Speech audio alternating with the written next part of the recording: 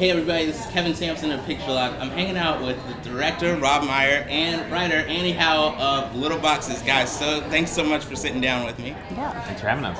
I saw the film last night. It was my fourth film of the day, and it was the best film that I saw all yesterday. Woo.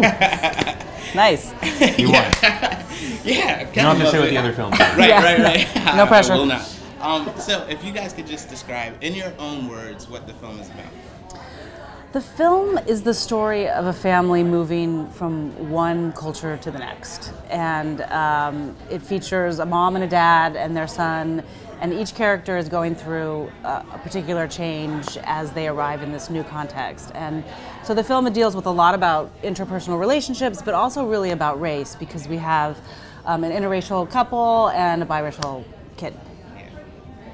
I concur. I mean, I'd say what drew me to the project is obviously race is something that's important to everyone, and is something that's been very frustrating as of late in terms of what's happening in our country and the sort of tragedies that we're witnessing. The Black Lives Matter movement, it's certainly on our minds right now, and this film tackled might be the wrong word, but embraced the problem in a intimate way, that through the lens of a family, as opposed to telling the story through, let's say, a tragedy or a historic event.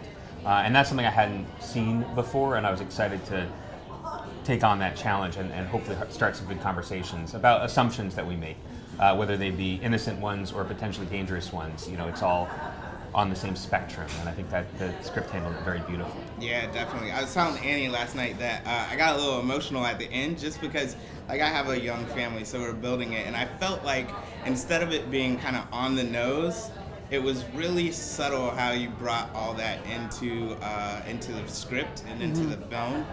So Annie, what kind of inspired you to write it, and then Rob, what drew you to the material, which you kind of covered just now? But Sure. I also had a young son, and as you watch this little person toddle around, and they're so new to the world, you start to project upon this person, like, how's it going to go? Right. What decisions are you going to make?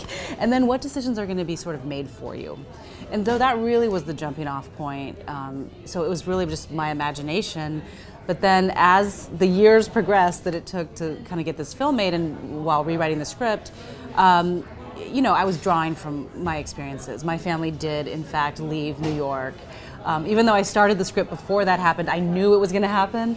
And so at the beginning, I was just imagining. And then by the time, in fact, that we did leave New York and move to a small town for academic jobs, I was able to really also think more deeply about sort of the complexity of individuals and how that becomes a problem when we want to understand people very simply.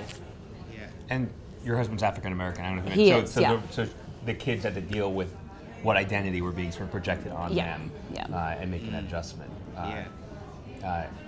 What drew me to the script, I'd say, it drew me in from. It was just one of the scripts I read straight through, which doesn't happen. I usually have to read them in stages and breaks. This one just kind of went, just all the way through. It was a very unique structure. It's not your typical kind of 3-act, some huge thing happened. It just kind of slowly builds. I kind of liken it to like a storm building, and it gets more and more tense until finally the kind of storm breaks and all the emotions come flooding out. I loved this family, and I think everyone can relate to the family in some way or another, or have had those, regardless of your background. And I thought it raised an interesting question, from the perspective of whether Gina's character could understand what her husband and son are really going through. She could certainly, on an intellectual level, certainly she could be empathetic to them, but can we really put ourselves in the shoes of someone who's really being profiled? Can you know how that feels? And then the answer may be no, and it may be part of the reason we struggle to sort of truly empathize with the other, quote unquote. And it's not just race, actually. It's classism, and it's gender issues, and it's all sorts of things that we make assumptions or are a little bit lazy in our thinking. And so I thought it was sort of equal opportunity finger pointing, which I'm a fan of, and hopefully took this issue into kind of a more broad realm than just the race issue, though that obviously I think is probably the central one of the film. Yeah, it was really important to sort of think about gender identity as Gina, is the sole woman in her family, and how she wants Clark to regard women. That's another example of how it was really important and also fun to sort of include all of that. Yeah, you it's know? a dangerous script. It's like there's gender issues, there's classism, there's racism, there's sexual coming of age of young kids suddenly becoming less young. So there were a lot of third rail opportunities. Sure, and I say fun too because there's also comedy there. Yeah, so, we're making it seem quite serious, but no, it is, and I think the script balanced it very nicely, the comedy and the more serious sides, and I think that's why I felt I could be a good fit for the project because I always think in terms of comedy, but it tends to not be laugh out loud. Unfortunately, I'm not getting Night at the Museum 5 offers, but this kind of film, which is like comedy that draws from human experiences, is something that I feel very comfortable in. Yeah. Earlier, you just kind of touched on how there's not really a 3-act structure, and I noticed that myself. But if I had to pinpoint it, so we're gonna geek out for a little bit right here. Yeah. If I had to pinpoint it to something, it was the mold, right? Yeah. So mold, obviously, if you don't take care of it, then it can become a problem. It did become a problem. They found it, and then that's kind of from there when they were like mold removal, I was like, okay, I know what's gonna happen now. But was that intentional in terms of doing that right now? I mean, I have never thought of the mold as the most sort of forceful plot. Not the most forceful, but a plot element that pushes. So that's interesting. I remember that it certainly was interesting to explore just metaphorically and visually. We knew it was going to be really exciting. And it just evokes a lot of strong feelings. People always, when the mold peels back, you can just hear people go, oh. It's just a disgusting thing that you have to deal with. And especially as a new homeowner, if you've never owned a home and you come from apartment living, it is just sounds like your worst nightmare.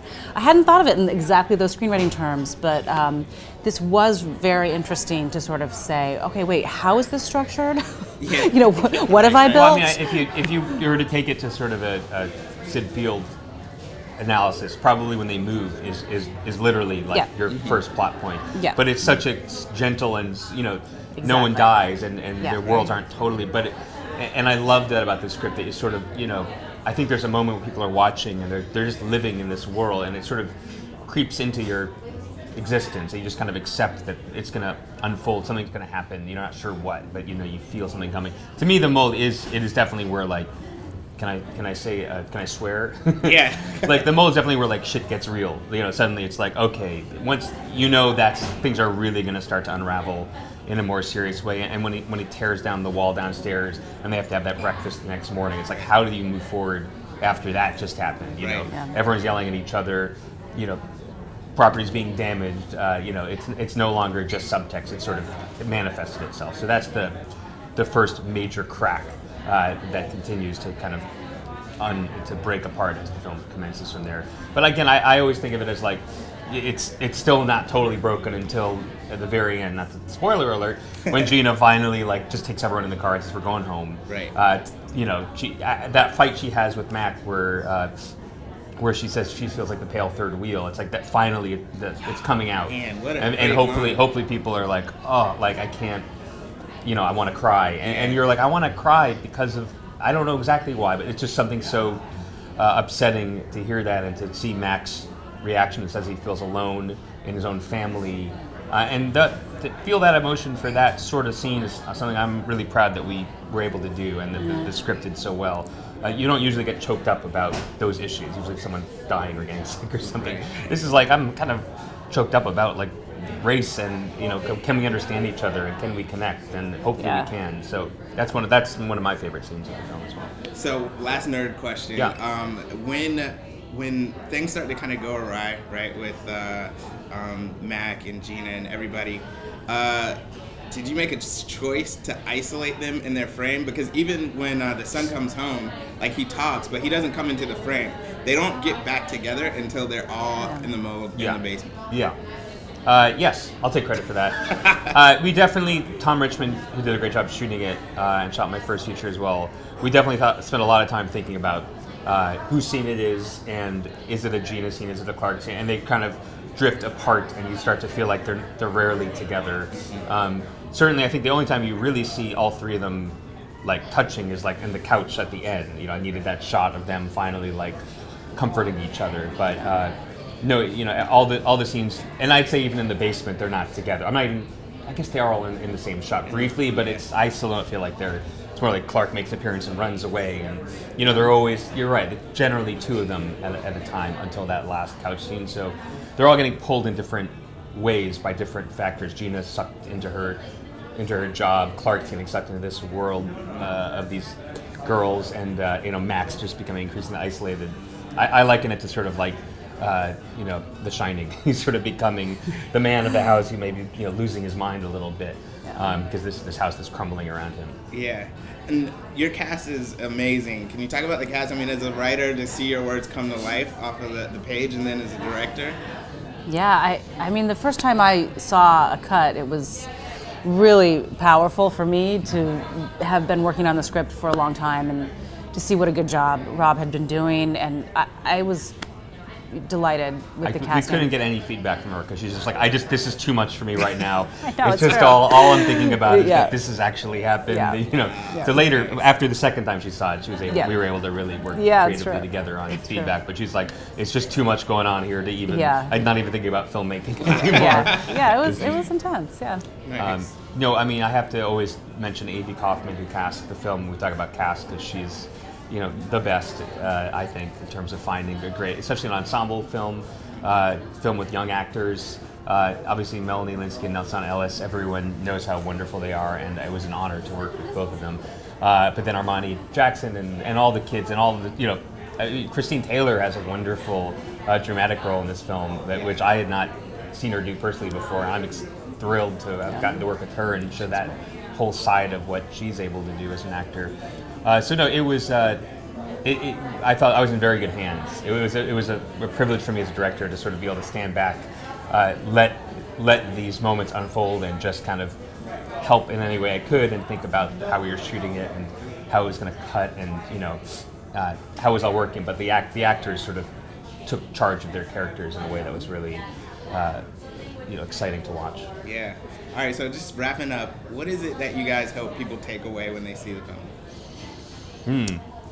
You start. Sure. I have been thinking, and it just sort of came out in another conversation about the movie, about, I mean, it's a little hokey, but sort of how powerful it is when we actually see each other as individuals, and like how much better things would be in general if the complexity that every single person has within them regarding their background, their race, gender, how much better it would be if we just really took that into consideration when in relationships with other people. Yeah.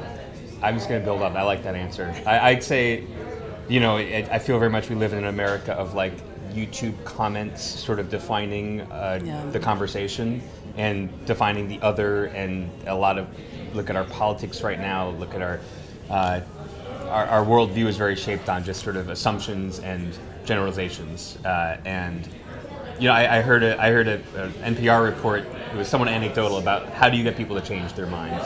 And actually, the study behind it has been debunked. So there's no study to prove this, but I like it as an idea anyway, which is that you need to meet a person. Like you need to meet someone who's been, if it's a gay rights issue, you need to know a person who loves another person and is gay or lesbian or trans and understand them as people. And that has had a huge, I think, it's a huge, great lesson that has been so successful, because that has really worked, and I feel like we've made strides in this country for the most part. Obviously, there were steps forward and steps back, but I think it applies to race, and I think it applies to classism and understand gun rights or whatever issue you want that we seem like we'll never be able to find common ground on.